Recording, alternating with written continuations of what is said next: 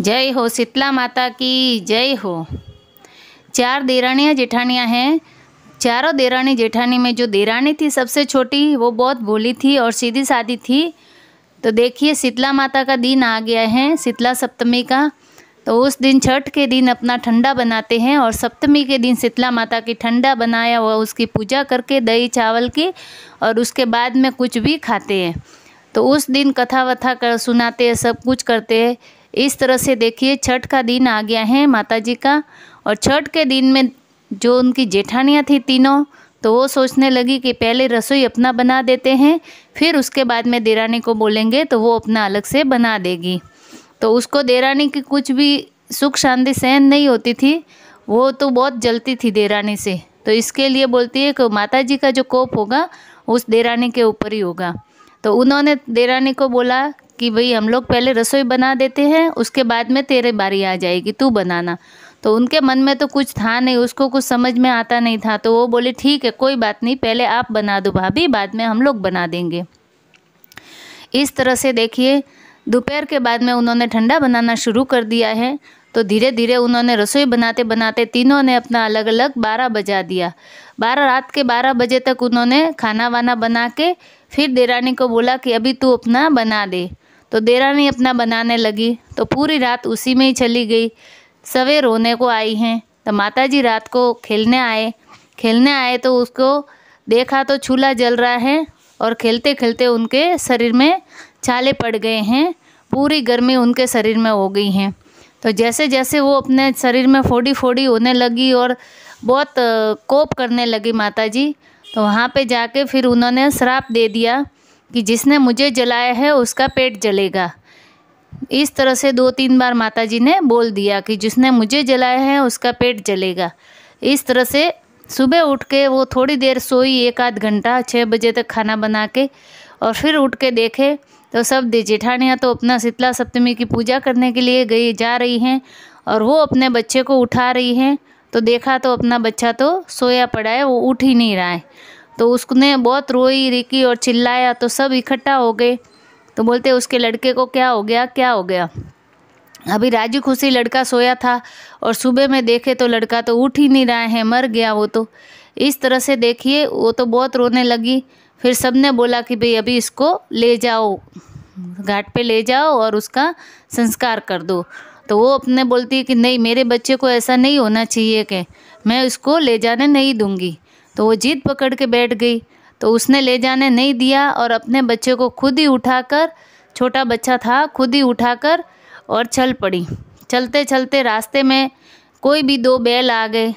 तो बोलते कि बैल ने कहा कि तुम कहाँ जा रही हो। तो बोलते मैं माता जी को ढूंढने जा रही हूँ। तो जा माता जी मिले तो हमारा भी बोलना कि हम लोग इधर उधर भटकते भटकते रहते हैं, लेकिन हमें कोई बांधता नहीं है। इस तरह से आगे जाके बेर का वृक्ष आ गया। तो उधर जाके बोलते हैं कि बेर बेर तुम कहाँ जा रहे हो। तो कि मैं माता जी को। तो कि माता जी तुमको मिले तो बोलना कि हमारे इतने खट्टे बेर होते हैं तो कोई खाता नहीं है। इस तरह से धीरे धीरे आगे जाके 2 नदियाँ मिली। उन्होंने भी ऐसे ही बोला कि हमारा पानी इतना खारा है तो कोई पीता नहीं है। तो सबका संदेश लेते हुए वो अपना आगे आगे चल पड़ी। आगे आगे जाके जंगल में गई। घोर जंगल में एक बुढ़िया सोई हुई थी एक खेजड़ी के नीचे। तो वो तो हाय हाय कर रही थी कि जिसने मुझे जलाया उसका पेट जले। इस तरह से वो बहुत चिल्ला रही थी। तो उसको दया आ गई कि बेचारी बुढ़िया देखो ना कैसे सोई हैं।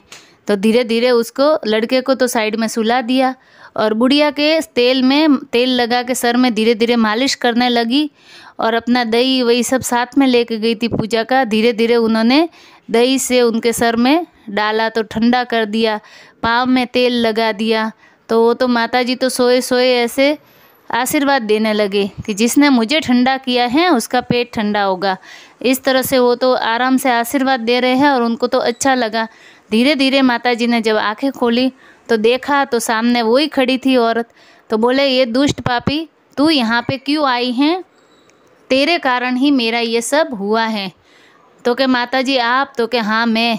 तो के माफ़ी मांगती हूँ माता जी, वो पैर पड़ के ज़ोर ज़ोर से रोने लगी और माताजी से माफ़ी मांगने लगी कि आपको मुझे माफ़ करना पड़ेगा, मुझे कोई पता नहीं था, मेरी जेठानियों ने बोला तो इसके लिए मैंने रात को खाना बनाया, मुझे माताजी मालूम नहीं था, और आप मुझे क्षमा करें और मेरे बच्चे को जीवित करें।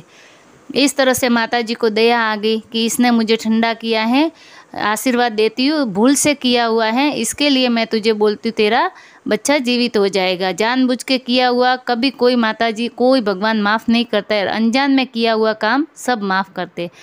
इस तरह से उसका लड़का जीवित हो गया और उसको आशीर्वाद दिया कि आज के बाद कभी भी शीतला सप्तमी आए तो तू 12 बजे से पहले चूल्हे को ठंडा कर देना और अपना खाना बना देना। इस तरह से, और जहाँ मैं तुझे आशीर्वाद देती हूँ तेरा खूब धन धान्य भरा पड़ा रहेगा और सुख शांति मिलेगी। इस तरह से लड़के को जीवित करके लेके आई। दिन दुगनी रात चौगनी, वो तो जीव दिन निकलता है, जीव माताजी के आशीर्वाद से उसका तो सब अच्छा होता जा रहे हैं। इस तरह से जेठानियों को तो सहन नहीं हो रहा था तो धीरे धीरे ऐसे ही साल भर निकल गया। फिर दूसरी बार शीतला सप्तमी आने लगी तो छठ के दिन खाना बनाना है, वो तो अपना समझ के जल्दी से बना के और अपना चूल्हा ठंडा कर दिया 9-10 बजे ही, और वो अपना फ्री हो गई। जेठानियों ने सोचा कि ये इतनी पैसों वाली बनी है और उसका लड़का भी जीवित हो गया, इस तरह से मैं भी ऐसा 12 बजे बाद बनाऊंगी तो मेरा भी सब अच्छा हो जाएगा। तीनों ने मिलके अपना 12 बजे बाद खाना बना दिया। खाना बनाया तो वो तो सुबह उठ के देखे माताजी तो रात को खेलने आ गई, तो माताजी तो हाय हाय करने लगी और पूरे शरीर पे उनको तो फोड़ी फोड़ी होने लगी। वो तो श्राप देने लगी, जिसने मुझे जलाया है उसका पेट जलेगा। इस तरह से सुबह उठ के जेठानी देखे तो उसका लड़का तो मरा हुआ पड़ा है। तो वो तो सब लोग वैसे ही, गांव वाले लोग तो बोले अभी इसको लेके जाओ और उसका संस्कार करो। तो वैसे ही वो चिल्लाने लगी कि मैं अपने बच्चे को ले जाने नहीं दूंगी और मैं खुद जीवित कराऊंगी। इस तरह से वो अपना बच्चे को वहाँ से टोकरी में उठा के और जंगल की तरफ चली। ऐसे ही बीच में बोली और नदी सब उसको मिली तो सबको चिल्लाते हुए कि मेरे को तो लड़के की पड़ी है और तुमको तुम्हारी पड़ी है कि, तो किसी की सुनी नहीं। आगे जाके खेजड़ी के नीचे माताजी सोए हुए थे, तो माताजी हाय हाय कर रहे थे कि जिसने मुझे जलाया उसका पेट जले, और इस तरह से बुरा भला सुना रहे थे। तो वो बोली जा रही थी तो माताजी को देख के उसने तो पहचाना नहीं कि कोई बुढ़िया सोई है, तो कि इसको बुढ़िया को तो अपनी पड़ी है, मुझे तो मेरे लड़के की पड़ी है कि मेरा लड़का जीवित हो जाए। इस तरह से माताजी को ढूंढने पूरे जंगल में ढूंढ मारा, किधर भी माताजी तो नहीं मिली। इस तरह से लड़के को घर पे लेके आई और उसका संस्कार किया। हाथ से लड़का भी गया और उनको माताजी का कोप भी लगा। फिर उनको बोला, देरानी को पूछा कि क्या हुआ था, तो कि एक बुढ़िया सोई थी तो मैंने उसके सर में तेल लगाया और ऐसे उनको ठंडा किया और वो खुद माताजी थी। तभी उसको ध्यान में आया कि माताजी मेरे सामने थी और मैंने उनको पहचाना नहीं।